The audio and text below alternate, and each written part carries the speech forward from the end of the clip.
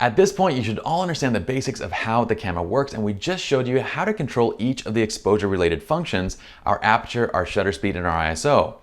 Now, what we want to do in this video is give you all a real-world analogy or a real-world demonstration on how the exposure triangle works, and mainly basically how the aperture, our shutter speed, and ISO work in conjunction to get to the right exposure and how each of these things affect each other. Now, what we have here is a little demonstration, and we have cups labeled ISO 100, 200, and 400, and actually, I don't know if this is a real-world analogy because I don't know who does this in the real world, but it is going to be a good visual example of each of these components and how they relate to each other. Now, before continuing, what I want to tell you all is when you think of these three components, our shutter speed, our aperture, and our ISO, I want you to think of each of these pieces in the exposure triangle as having both an exposure-related control and also an artistic-related control. We're going to talk about that in this video, so let's start from the top with our shutter speed. Now, if you remember from before, if I pop this lens off of my Canon, which again, do not do this at home, I can flip the mirror up and we can see the shutter door right underneath the mirror. Now, the shutter is what controls the duration that light is going to be reaching the sensor, so the amount of time.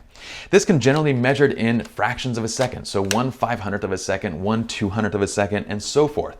We can even go to the other side where we're measuring in whole seconds, so 1 second, 2 seconds, 10 seconds. We can even go to minutes for what we refer to as shutter drags when we're trying to create really artistic, long, dragged out kind of effects in these images. So the artistic related component is basically in whether we choose to freeze motion or show motion.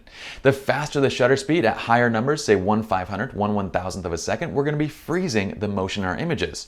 While the slower shutter speed on the shutter drag side, we're going to be showing the motion. So that's the artistic component of shutter speed. Now let's focus on the exposure component of shutter speed. So we have our cups here, ISO 100, ISO 200, and ISO 400. We're going to get to the ISOs in just 1 minute. We'll talk about that in a second. For now, let's use the ISO 100 cup, but what I want you all to realize is that these three cups, they represent the exact same desired exposure.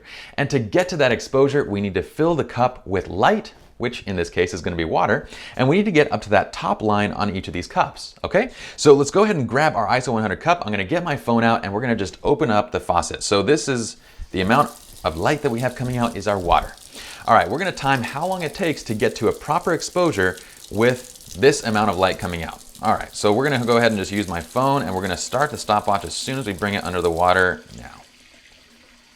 Now, you can see that the light is coming out at a fairly slow pace right now, so it's gonna affect the duration. We're gonna have a longer duration here. So to get to the top, we need roughly 12 seconds, okay? So I'm gonna go ahead and just set this down now.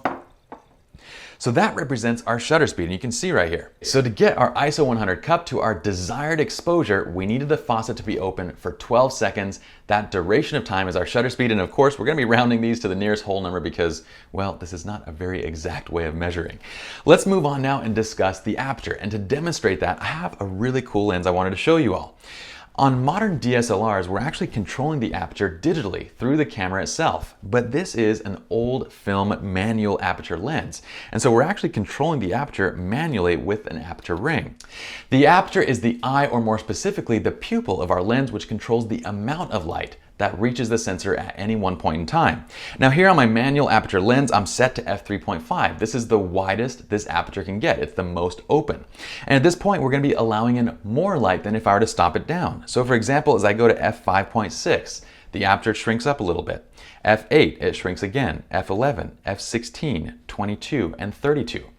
Each one of these stops down reduces the amount of light, and you can see that as the aperture opening closes up. Now, the numbering system for the aperture is a little bit counterintuitive. After all, with shutter speed and with ISO, well, we basically just double or half the number. Why do we have these weird numbers with the aperture, and why is it basically getting smaller as we go higher up in the number? Well, first, you need to realize that the aperture is actually a fractional measurement. So it's not actually f3.5, it's 1 over 3.5. And it's not f4, it's 1 over 4. And it's 1 over 11. And you know that when you go up in fractions, if that bottom number is larger, you're actually having a smaller number there. So f2 is a larger opening than f4 because that's 1 over 2, which is 1/2, and 1 over 4, which is going to be smaller. We'll talk about this in more detail as we keep going, but that is the exposure function of the aperture, controlling the amount of light coming in at one point in time. What about the artistic component? Well, the artistic component of the aperture is in controlling the depth of field. The lower the aperture number, so as I go back down to f3.5, we're essentially decreasing our depth of field. Now, what this means is that anything that's behind the area that we're focusing is going to get blurred out, or it'll fall into bokeh, as we refer to. So that's that kind of pleasing background aesthetic of the blurred out area that's out of focus. As we stop down the aperture to these higher numbers, so f22 and f32, then we're increasing the depth of field, and so we get more area in our image in focus. So that's basically the artistic side of controlling the aperture. All right, so let's get back to our faucet analogy. Now, what would the aperture be in our faucet? Well, the aperture is essentially that inside component that controls the amount of water coming out. So as we bring the faucet handle up, that opening is larger. This would represent a large aperture, say f2 or f2.8. And this is the maximum amount of light that we can allow through the faucet. All right, so this is our widest open aperture. Now, as I stop it down, that opening, allowing the water through, is starting to close down. We're allowing less and less light through, and we get down to no light. So that's our aperture in our faucet. Now let's go ahead and go back to our ISO 100 cup. I'm gonna dump this out. And what we're gonna do is we're gonna open up our aperture or open up the faucet all the way, and we're gonna see how that affects our shutter speed. Because the first time we did this, we didn't have the faucet open all the way. So let's go back to our little timer right here. I'm gonna open this all the way. We have the max amount of light coming through. Let's go ahead and measure the amount of time it takes now. So I'm gonna hit start.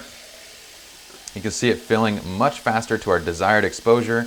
And right there. Okay, so to get to the same desired exposure with the sink open all the way, now we only need a 6-second shutter duration. So it looks like we actually allowed double the amount of water in by opening the faucet up all the way. This would represent 1 stop brighter in your aperture. And we're going to talk about stops in just a second. It's just a simple term, but just know that we doubled the amount of water coming through, which allowed us to cut the shutter speed in half to 6 seconds. Okay, so that is our exposure component of our aperture, and we now need to jump into ISO. Now, the ISO represents a measurement of the sensitivity of light of our sensor if we're talking about a digital camera, or of our film if we're talking about film cameras. But what does that exactly mean? Well, essentially what we're saying is that if you increase the sensitivity of the sensor itself to light, then that means you need less light to get to the exact same exposure. And that's what we have here. So remember when we talked about this first, we said that each of these cups represented the exact same desired exposure.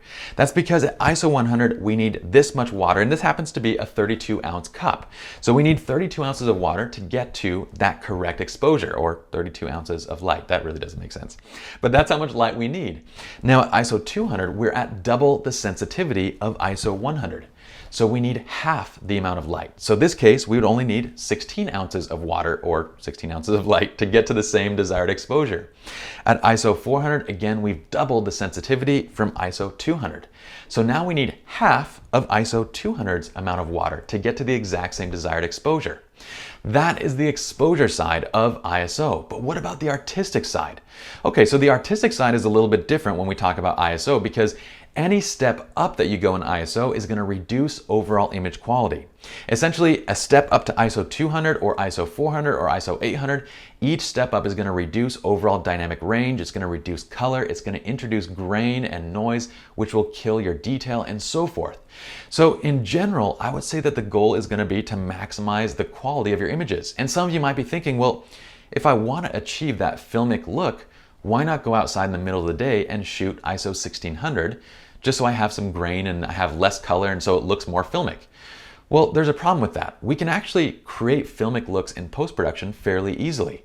But the problem is that if you go out and you shoot at ISO 1600 in the middle of the day, well, that's the way the images are going to be. It's only going to be at that quality level regardless. You can't ever go back and undo that. So if we shoot that way strictly for the purpose of getting that filmic look, then if we ever wanted those images to essentially be that full quality and be full sharpness and have the best color and so forth, we wouldn't be able to go back and make that adjustment. Whereas if we always shoot at the lowest possible native or the lowest possible ISO, we can always go in post-production and we can add noise and grain to create those filmic looks that we want. So save those types of things for post-production. What I would say is, as a general rule, shoot at the lowest possible ISO to get your desired exposure or to get the settings that you need in camera to get the exposure you want. and then make any other changes in post-production to get those kind of filmic effects and so forth. Now, let's go back to our analogy here. What we're gonna do is just open up the faucet all the way. I want to demonstrate basically how these different ISO settings are going to affect our overall exposure and our shutter speed. Okay, so let's go ahead and dump this cup out. We're going to open up the aperture of our faucet all the way, so we're allowing in the maximum amount of light, which in this case is water. Let's get our little phone here and we're going to start measuring. Okay, so we had 6 seconds before. I'm just going to double check to make sure that's right. So go ahead, we're going to start. We should get to about 6 seconds to get to a proper exposure with our ISO 100. Okay, I went a little bit over, but that's all right. We're at 6.7 seconds, so close enough. So we're gonna say 6 seconds is gonna be our correct shutter speed to get our ISO 100 cup full to our desired exposure. Let's check out the ISO 200 cup. So now we only need half the amount of light, so we should need 3-second shutter speed. Start, let's see, and stop. Look at that. I just want to show this to you all. Can you see that? 3.06 seconds. So exactly half the shutter speed of ISO 100. Okay, let's go ahead to our ISO 400. Now we need half the amount of light from ISO 200. So this should be 1.5 seconds. So start, stop. So our final time with our ISO 400 cup was 1.28 seconds. I probably hit the stop button a little bit too quick. For the sake of argument, we're gonna say 1.5 seconds. So I'm gonna go ahead and close our faucet or our aperture now. Now what you saw here was that the ISO sensitivity allowed us to manipulate the shutter speed. And in this situation, we're manipulating shutter speed, but in other situations, you might use it to manipulate the aperture. It doesn't matter.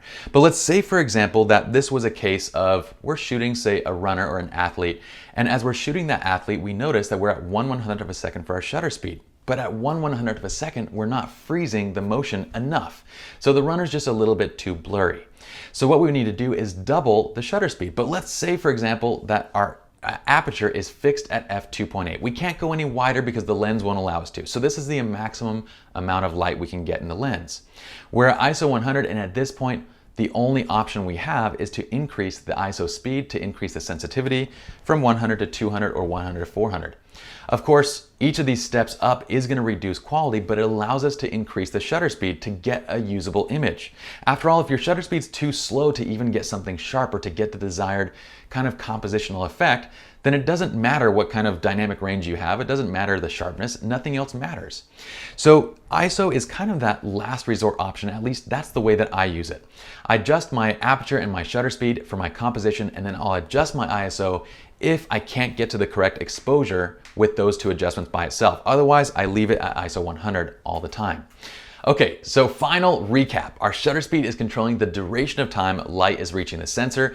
The aperture is controlling the amount of light reaching the sensor, and the ISO sensitivity is controlling, well, the overall sensitivity or the amount of light required from the sensor to get to your desired exposure.